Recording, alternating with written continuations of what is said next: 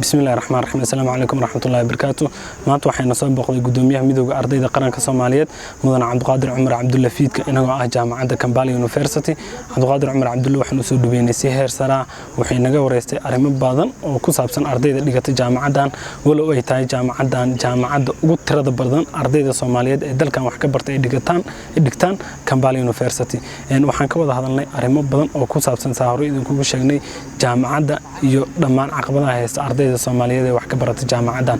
Cabdiqaadir Cumar Cabdulle waa gudoomiyaha midowga ardayda qaranka Soomaaliyeed waan kaga mahadcelinaynaa soo boqoshadu inuu soo boqday waan ku dhiirigelinaynaa dhammaan inuu maro jaamacadaha dalka ku yaalo waan ku faraxsanahay inaan noqono jaamacadda koowaad ee